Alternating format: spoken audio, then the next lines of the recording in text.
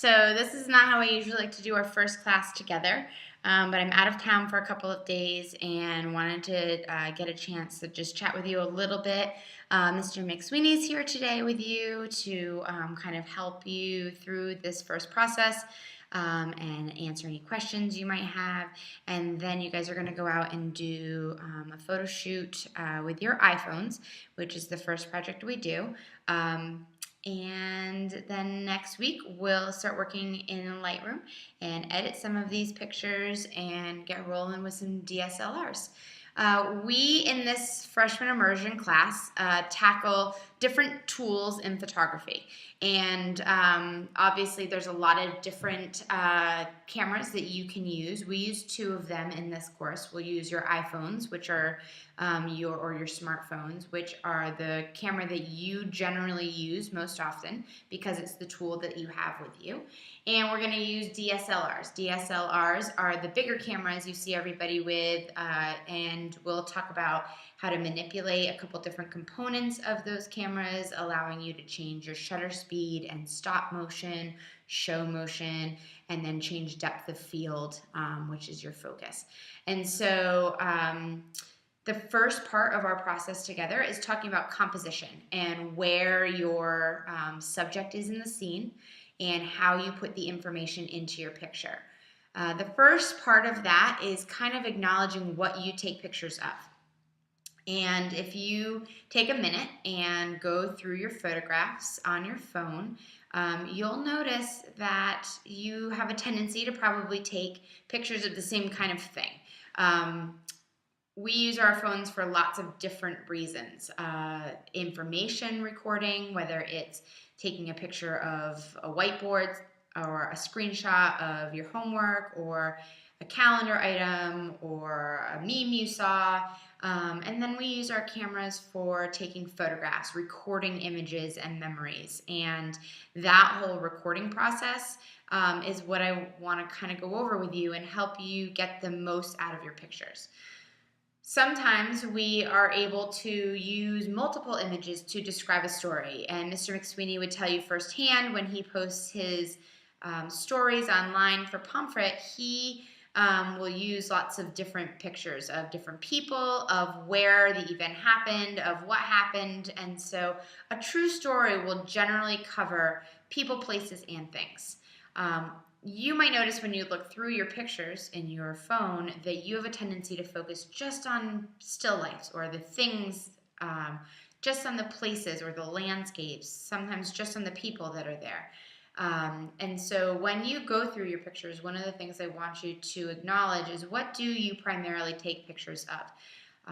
And I want you to start thinking beyond that. So I'm mostly a picture person for people. I primarily focus my images on people, but I try to remind myself to take pictures of landscapes and still lifes of the objects that are there when I'm at these places, not just the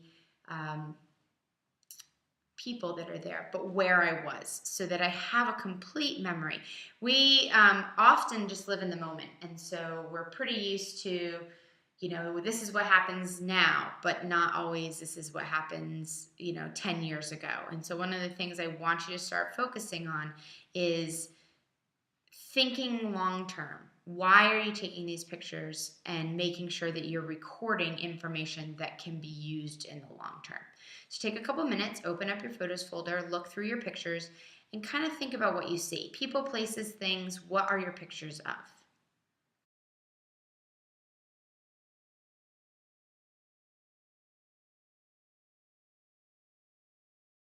But that's a little better. I couldn't stand the reflection on my glasses. Sorry, guys.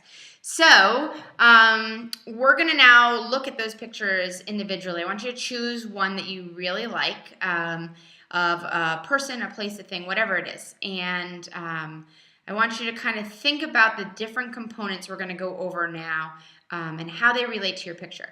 So there's three main components of composition. First of all, what is composition? Composition is the way you lay out the information in a scene. So where you put the information, not so much what information, but where you put that information. And there's three main components or rules that you can follow to make a outstanding image. The first of those three is subject placement. So where you put your subject in the scene. Once you've identified what your subject is, which is sometimes the hardest part, you have to then decide where to put that. I recommend, and as do thousands of other artists, that you not put your subject in the center. When you think about balance, it creates this balance by off-centering your subject that creates movement within your image. And that movement is created by the positive and negative space. The positive space being where your subject is, the negative space being where your subject isn't. And if you think about a yin-yang, you've got your positive and negative space, you've got balance, everything kind of works together. And so that is how subject placement kind of creates movement within your image. I'm going to show you a couple of examples of this movement. It's sometimes subtle and sometimes it's really obvious. So if you look at this picture, the subject obviously is this man staring up at the sky. We've got him pretty close to center.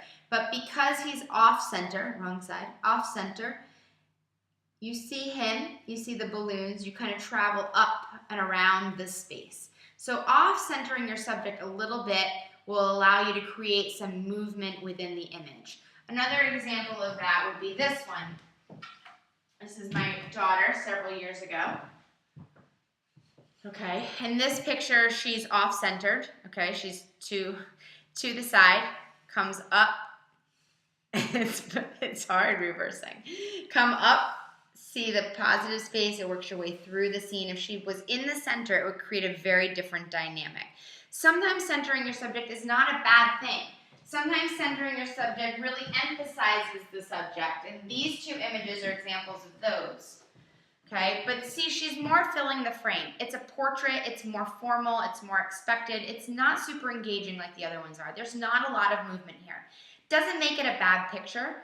Okay, but it also doesn't create a lot of movement. It's not as engaging as another image. Here she is. We've got equal space on either side of her, equal space along the top. It's a pretty standard portrait. And the same kind of thing here. But in this image, he fills the frame a lot more. So here is, the whole frame being filled with him. If this bow and arrow was up a little bit more, it would engage a little more. You can see our blow-up deer in the background. Okay, but he's a little bit off-centered, but really, he pretty much fills the frame and is pretty centered. It's not a bad picture, but it's not super engaging because the lines are pretty straightforward, pretty up and down. Subject placement's pretty easy with your iPhones. You have the grids in your camera mode. So if you go into your settings, and you can do this as I'm talking, if you go into your settings and hit camera, go into camera, you'll see grid. You can turn the grid on and off. You'll see this grid that I'm talking about. If you look up rule of thirds online, and if I was in the classroom with you, I could draw what this is, and maybe Mr. McSweeney can put it on the board for you. But what you're really trying to do is use the crosshairs, use the lines that are there for you. Look at that grid on your phone and try and put the subject on one of the places where the lines intersect. Not using the middle column, not using the middle row, certainly not using that center circle. Sometimes, especially in square format, you can get away with centering your subject, and you'll know it when it happens because it's glorious, but it's not all the time. It doesn't happen often, and you really will create a much more dynamic image if you can off-center your stuff. All right, go ahead.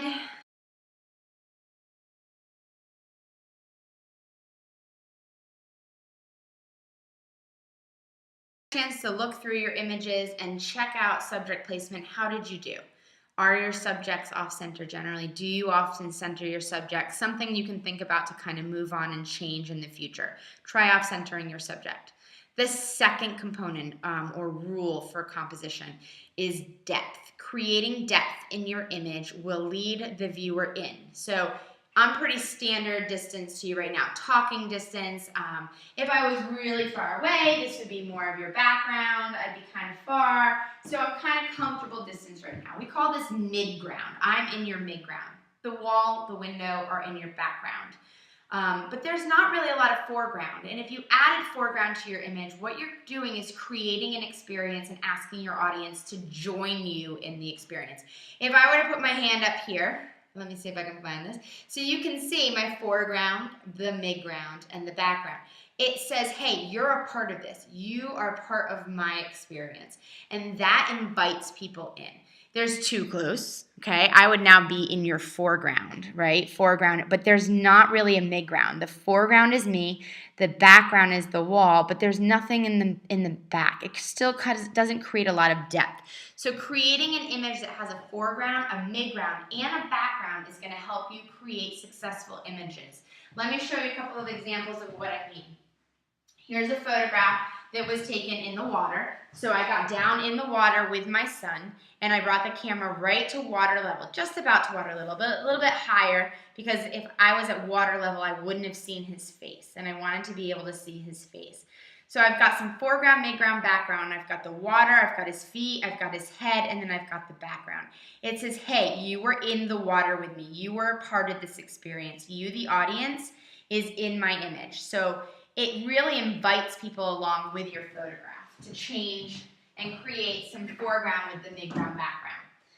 Here's another example, okay, blowing bubbles, pretty simple experience. There's a little shiny finish on here, so it's hard to kind of see. But you can see that bubble right up in the front there. Okay, that bubble right here is my foreground.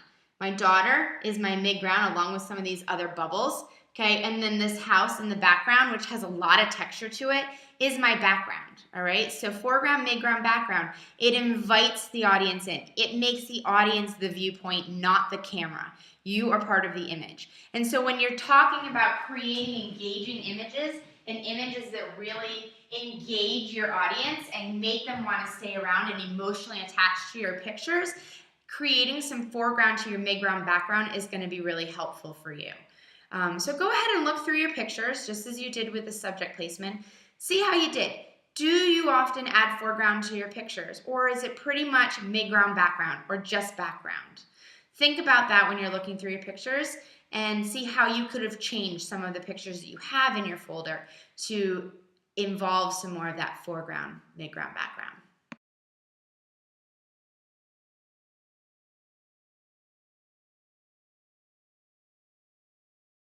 So the last component of composition is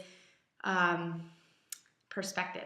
And so perspective is one of those things that when you change your perspective, you're not only creating a unique point of view that people haven't seen before and will automatically engage in, but you're also allowing yourself to create the opportunity for depth. So perspective and depth kind of go hand in hand. When you're thinking about perspective, you're trying to create images that are engaging.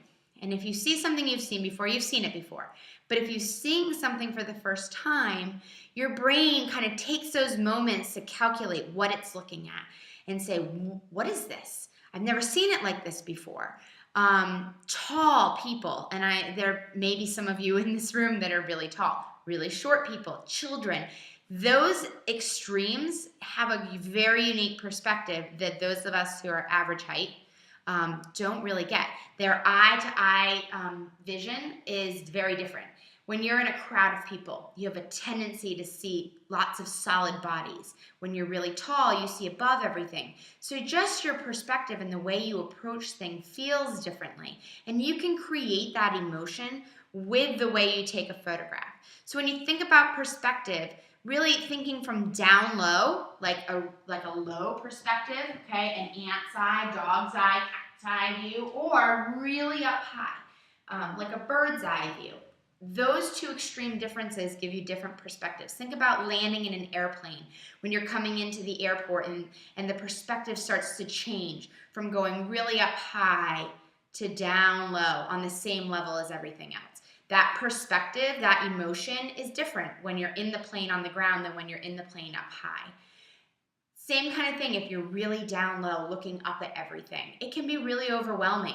Everything that's higher than you feels really overwhelming and very powerful, like New York City, Chicago, when you're small and those buildings are huge. that's a very different perspective, a very different emotion. So I want you to think about that when you're taking these pictures. Creating a new emotion, creating a new experience for people is sometimes easy by just changing the perspective in which you see them. If we're having lunch and you're sitting down taking a picture and you shoot me through, okay, the water bottle, not only has the perspective changed, okay, look at this perspective versus this perspective. See if I can get this looking up high. Okay, the angle at which you shoot changes, and therefore the foreground, the midground, the background also changes. So when you're taking these sets of images that you're going to create today, I want you to think about how if you change your perspective, you also change your depth and where you put your subject within that frame. Doing all three of these things together is going to help you to create a really strong, engaging image that could be powerful all on its own without having to accompany 15 or 5 or 3 pictures to tell the same story as one picture might tell if you get all 3 components together at the same time. A couple of examples of these angles and perspectives, okay? Mouse eye view, shooting at the same level as the feet. Bird's eye view, shooting down at children, okay? Creating an angle from a different perspective can really change the way you see your pictures. So go ahead and look through your pictures and see, how did you do? Do you create images from unique perspectives, or are you standard eye-to-eye contact? Hey guys, so I've got, feel like I'm ready here for Niagara Falls, but I just came in from outside where it's pouring. So the project that you have will be to go around the room, and everybody's going to come up with 2 items. Mr. McSweeney will put them on the board. I think there's 8 of you, so you'll have 16 items. If there's 9 of you, I think Aman is gone on Friday. So 16 items. And you'll make a list of those 16 items, and then you've got to go out and photograph them. The point of which being, if you chose the word cupcake, or bird, or grass, or flower, or the color green, the color yellow, something cold, or something hot, that you would interpret that term or that word and photograph it. And so everybody's going to photograph the word cold. Everybody's going to photograph the word yellow. Everybody's going to photograph the word cupcake. So we'll have 8 different versions of cupcake, 8 different versions of the word cold, 8 different versions of the word sky. Whatever words you guys choose to put on your scavenger hunt list are the words that you guys will photograph. So you can see how who you are and the way you shoot something can be different and determined by your personal style and the way you interpret composition. So your project to do on Friday and over the weekend will be to come up with 16 items now with Mr. McSweeney. Photograph those items with your phone so you have the list, or you can write it down on a piece of paper.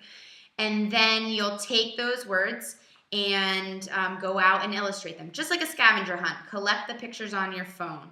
You don't need to just take one picture of each item. If you take a photograph of something blue and then you go find something else that's blue and you like it better, totally okay to keep both of them. You could have 60 pictures for class on Monday, or you could have exactly 16 because that's who you are and you feel like, I got it the first time. The idea is to kind of explore these items in a new way and approach them photographically differently than you would have previously. So no screenshots. Don't look up the word squirrel on Google and then screenshot the picture. That's illegal. It's against copyright law, and we'd have to visit the DC together. I don't want to do that. So find these items, take these pictures. No double dipping. So if you have something cold and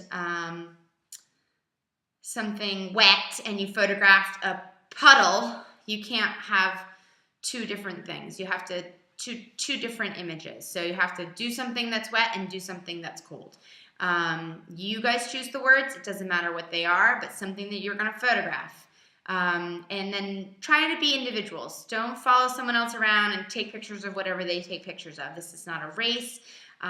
This is not a competition. I want you to really try and explore these items on your own. Consider the rectangular format and the square format.